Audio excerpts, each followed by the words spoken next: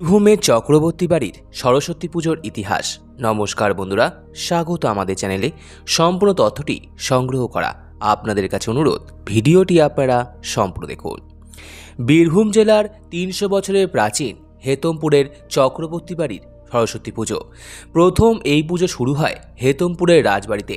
পরে চক্রবর্তী পরিবার তাদের নিজেদের বসতভূমিতে এই পুজোর আয়োজন করে। এখানে নীলবসনা দেবী সরস্বতীর আরাধনা করা হয়।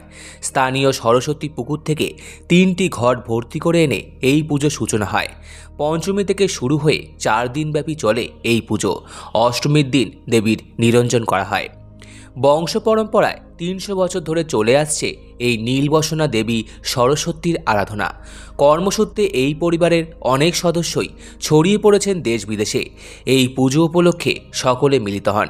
চক্রবর্তী পরিবারের সদস্যরা জানালেন, এই পরিবারের আদিপুরুষ কুচিল চক্রবর্তী এই পুজোর প্রতিষ্ঠাতা।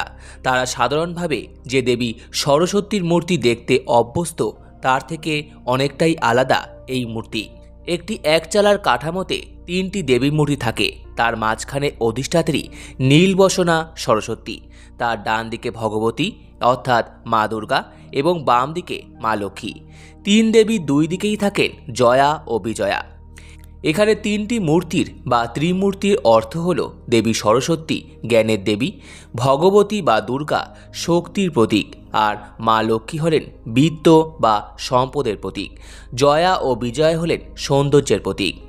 তাদের এই পুজোয় 3টি ঘট স্থাপন করা হয়। একটি দেবী সরস্বতীর, বাকি 2টি ভগবতী অর্থাৎ মা দুর্গার এবং আরেকটি মা লক্ষ্মীর। তাদের প্রথামতো বিসর্জনের সময় দেবী সরস্বতী ও ভগবতীর ঘট 2টি বিসর্জন করে দিলেও দেবী লক্ষ্মীর ঘরটি তারা বাড়িতে ফিরিয়ে নিয়ে আসেন। তাদের পরম্পরা অনুযায়ী লক্ষ্মীর ঘট বিসর্জন দেওয়া হয় না। তারা সারা বছর কর্মসূত্রে গ্রামের বাইরে থাকেন।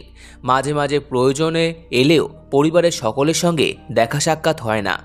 এই পুজোতে সকলে মিলিত হওয়ার চেষ্টা করে তারা। তাদের এই সরস্বতী নীল সরস্বতী নামে পরিচিত। বহু প্রাচীন এই পুজো। বৈদিক মতে হোমযজ্ঞ সহকারে পরিবারের সকলে মিলে 4 দিন ধরে মহা ধুমধামের সাথে পুজো অর্চনা করে। যে পুকুর থেকে দেবীর ঘট আনা হয় তারও এক বিশেষত্ব আছে।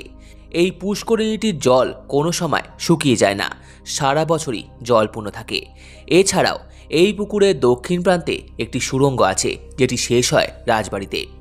কথিত আছে, রাজবাড়িতে যখন এই পুজো হতো তখন পুজো উপলক্ষে যাত্রা, কবিগান, কীর্তনের মহা আয়োজন করা হতো। এখন সেই অর্থে অনেকটাই মলিন, তাও পরম্পরা বজায় রেখে পুজো অর্চনা চলছে।